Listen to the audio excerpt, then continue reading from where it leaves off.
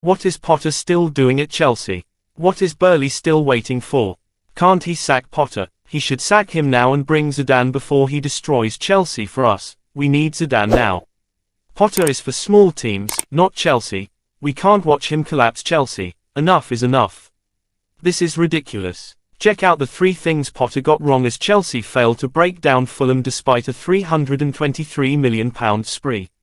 After Chelsea manager Graham Potter deployed the best part of £220 million worth of January transfer signings against Fulham, Daily Star Sport considers what he got right and wrong in the 0-0 draws.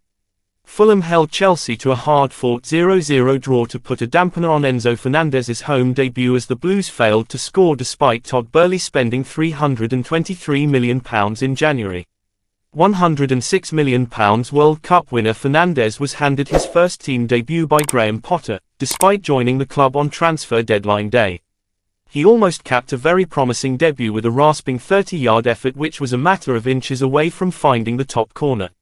On an evening of debutants for the Blues, one of the old boys Kai Havertz came closest to finding the net when his lobbed finish hit the inside of the crossbar in the first half. While all eyes were on Fernandez and Mykhailo Mudryk, David Datro Fofana thought he had won the game in the second half when he expertly rounded Bernd Leno, dipped inside a Fulham defender and prodded the ball goal-bound, but his effort was cleared off the line by Tim Ream. This was a breathless, physical, and intense battle which deserved plenty of goals but came across none. Daily Star Sport considers what Potter got wrong and right. Enzo Fernandez's full debut. There was a moment in the 8th minute when Fernandez carelessly gave the ball away and started a Fulham counter-attack. Within 5 seconds, he had won the ball back. That was one of the very rare occasions Enzo carelessly lost the ball. Considering the pressure, the lack of training, and the fact he has not even spent a week in England, he handled the occasion brilliantly. Fulham's players took turns having little digs at the Argentine, but he was unflappable in their attempts to wind him up. His distribution, composure, and ability to always find space in the most congested of areas will surely make him a pivotal component of Potter's midfield. And just when you thought you had seen everything he can offer, he came within inches of finding the far corner with a 30-yard effort. It is too soon to confirm he is worth the British transfer fee Chelsea shelled out, but the signs look positive. Reece James returns. Chelsea fans were buzzing to see James back in action. With Fernandez and Mudryk being handed home debuts, Reece James' return from injury almost went under the radar. The Englishman has endured an injury-ravaged few months, yet he was deployed straight into the first 11.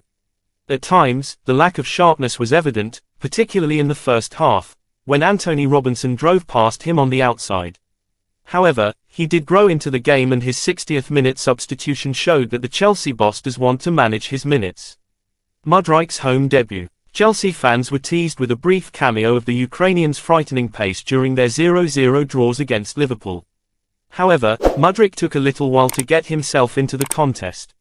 A few under-hit or inaccurate passes failed to find him when he was building up a head of steam in behind the Fulham defence. What is unquestionable is his sharpness. He very quickly goes up the gears once he sees space to run into. However, he is not quite on the same wavelength as his new teammates, and that was obvious in the first half. He appears to have all the attributes, but it may have been too early for him to be placed into the starting 11. Potter appeared to agree as he decided to hook the Ukrainian off at half-time. There did not appear to be any injury. Mount and Gallagher midfield. When Gareth Southgate deployed Mount and Gallagher in the same midfield against Switzerland in March 2022, the England manager admitted the duo did have their vulnerabilities when played together. But we know that system can leave you a bit vulnerable to the switches to the opposite fullback, and the Swiss worked that out very well, which is why we made the change of shape in the second half, Southgate said after the match. Undeterred, Potter deployed the academy duo on either side of Fernandez in the midfield. Their energy and pressing ability are better than most, yet Southgate's fears did appear to come true at times. Potter likes his midfielders to press opposition defenders high up the pitch, but this demand comes with its risks, particularly when they are up against ball-playing midfielders who know how to thread a pass through a midfield.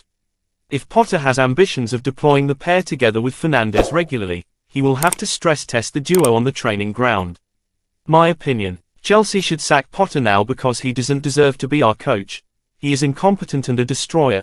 If we allow him to coach, Chelsea will be relegated regardless of the big players we have. Sack Potter now. What do you think about Graham Potter? Leave a comment, and subscribe to this channel for more Chelsea news and updates. Chelsea is our name. Chelsea, the Blues. Chelsea, the best.